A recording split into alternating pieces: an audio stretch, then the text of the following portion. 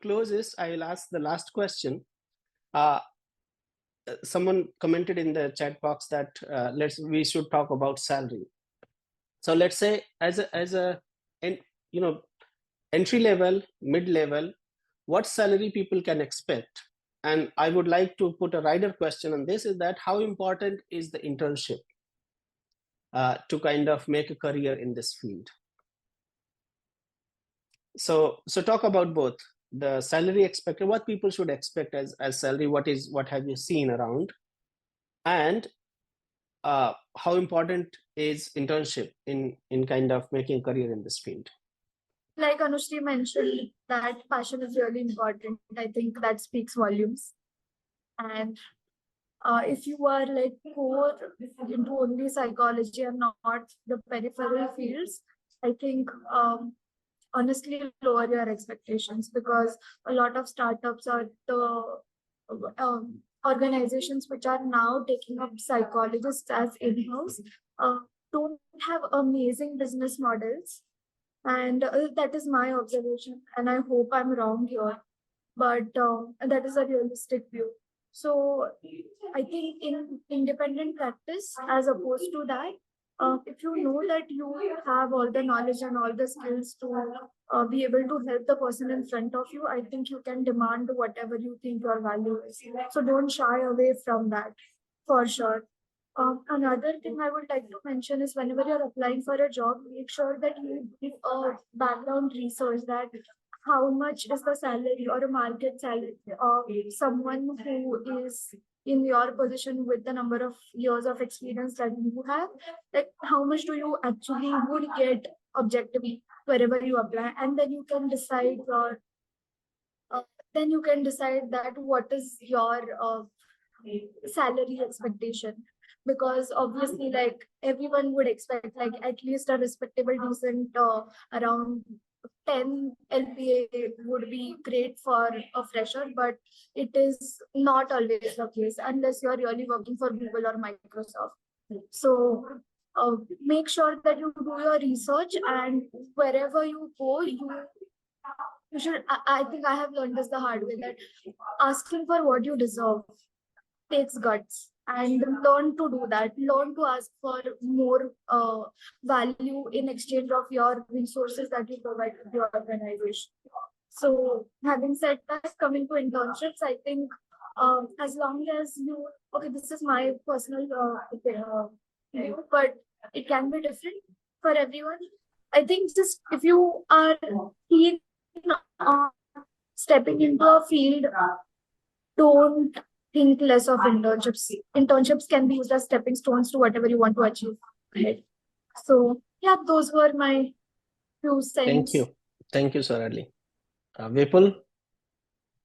Yeah, I'll go with the internship aspect. I've done internship with the Indian Institute of Business Psychology for a period of 6 to 8 months, and I want to say that internship is your doorway to gain practical experience, irrespective of what degree, what title, which university you come from. I think at the end of the day, is what you do or what you brings to the table is important. So that's why the emphasis on internship is something that you gain practical experience, but you also understand in terms of how to position yourself in terms of what value you bring to the table. I think universities don't teach you in that way. Universities teach you to, complete your degree and get placed and things like that, but that doesn't happen, right? In this area or with psychology in general, it's very important that you find niche internships if possible. If not, then relevant. Okay, relevant internships that could work out for you. Then when it comes to salary, I would say there is this line that everyone says that IO psychology is the most lucrative field. जो USA का एक research है उसको सब चिपकाते हैं. Everyone use that. Okay, and it sounds fancy, and then the field term also sounds fancy, but there are few highlights to it. जैसे स्वराली ने बताया अभी, that it's not always that great, but I would say that it is one of the lucrative fields. I am currently working in executive search and consulting industry, which are Shrek firms. They pay you a lot. Okay, so it all depends upon what value you bring to the table. And when it comes to salary range, this is my understanding. I could be wrong, but for anyone with a beginner with 1 to 3 years experience could gain anywhere between 7 LPA to 15 LPA. Individuals of above with having 5+ years of experience and have a good understanding of their subject matter expertise, then could earn in India anywhere between 16 to 42 LPA. And then people who have broader understanding over various verticals, right, they could then go from there onwards to sky's the limit. So that's what my understanding of the salary wise. If you want the numbers, then this is what Mm. I feel are the numbers. Sure. Thank you, Vipul. Anushri, what has been your experience? I would like to talk about the internship aspect before. So I think Mhm. internships are really important, like Swarali and Vipul mentioned baby steps to what you would like to venture out into. I did a lot of internships given I was the pandemic batch student, I have ample time as well. I don't know how it is right now with you all. So that will actually help like at least at a lighter level, what it is to be there in the field. Then, obviously talk to people in the company and around, and you see that when they step up in the ladder, say 10 years, what does it look like? So I think internships very important. Reach out to people, reach out to, the students doing it with the title, and, the seniors who are doing it at a professional level, say 2 years, 7 years, and then 15 years of work accordingly at your ease to understand how the cycle looks like. I'm talking about the salary aspect. I would say it's very subjective. I do not have any number. When I was doing my Mm. master's, I was approached by a recruiter, and I told him like I'm a master's in psych and obviously HR. I know things. He was like, "You're not an MBA. Why would we pay you so much? If we were to hire you, we would pay you the salary of a BBA grad." I was taken aback. I was like, "Why? Thank you so much. I would not want to speak to you again." And that just stuck me, and I wanted to just be somebody who I'm able to negotiate would come to that part. So I skilled myself. I did a lot of courses, not a lot, two three, but couple of them, to just upskill myself to be in the field of management consulting. So I think here on, if I say, it depends upon you what you bring to the table. As a management consultant, you can even get 4 LPA, and at the start you can even get 25 LPA. It's up to you. I mean, I'm just talking about this field because now that I'm into here. However, talking about all other fields, I think IO psychology graduates get paid less because they accept it. Let's be very honest. They think it's the Mhm. field, like the norm, maybe, or I don't know. It's a very brutal truth, I feel. They just do not negotiate, or maybe they do not know how to do it. That's Mm. how I have realized it. So I think you really need to know your worth, what you bring to the table, and you have to be really clear in your head.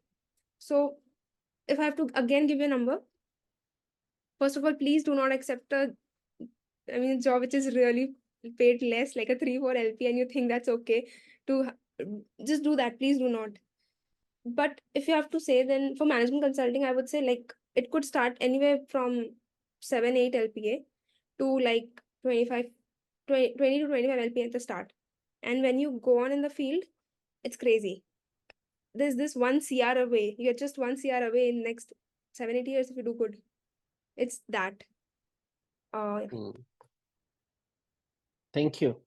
Thank you. I would like to add here one thing interesting. Like when I was in 2004, I was looking for a job.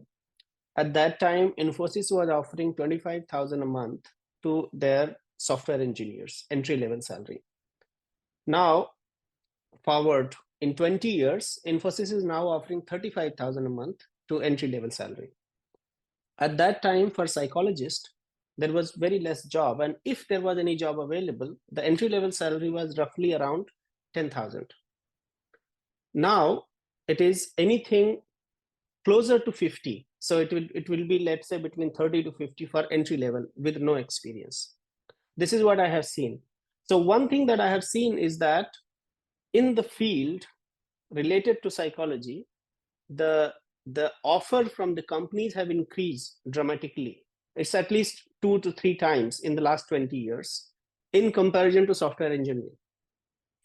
Second thing, we have to understand that there are two kind of jobs. One is more artistic job. So for example, if you're an artist like Shah Rukh Khan, 1,000 people go to uh, you know Bollywood every year. and one or two kind of get the name for themselves. So remaining basically have a very, very low income, and some have very high income. So this is an artistic kind of role. Then there is pure scientific roles like accountant. An accountant starts with something like 6,000, 8,000, ends with like 50,000. You know, there is a gradual, slow increase overall, but it never goes exponential. I think the field of psychology is something which sits between the artistic and scientific. So in the beginning, it is slow. So for the first 5 years, basically you learn and you develop your skill set, you develop your profile, and you are behind the companies to get the job.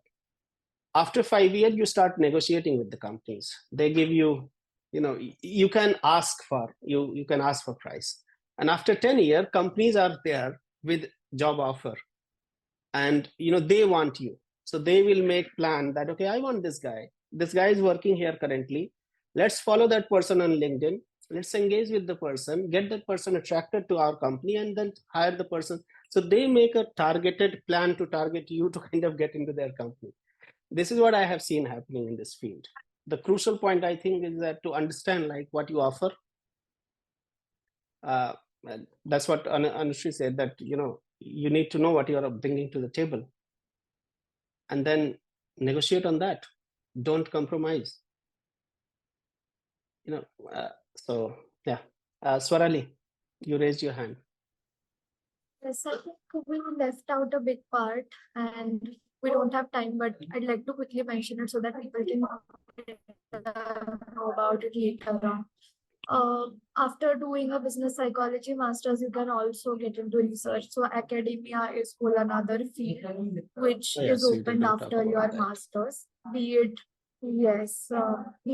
clinical, business, aviation, forensic, whatever you name it. So I think academia also has a lot of scope and definitely a lot of demand.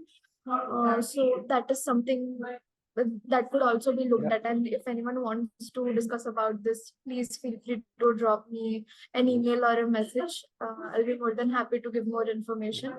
And I'm saying this in the interest of time right now. Thank you. I think that's a very good idea. We did not talk about the academic opportunities in business psychology, and there is a good news that UGC has formally accepted positions like professor of practice. So now you don't need to have a PhD or go through the academic way. You go from experience to teaching, which I think works very well for fields like psychology, for fields like art. Only field where practice to teaching does not work very well if it is related to core science fields, because their knowledge is more important than the practice. Nobody looks at practitioners with pride. So for example, scientist is valued a lot, but engineer who implements that scientist is valued less in academic domain, in the domain of knowledge creation and all that, because the more abstract you think, the higher value you have. But then in psychology, the field is that the more you can connect theory with practice, the more value you will have.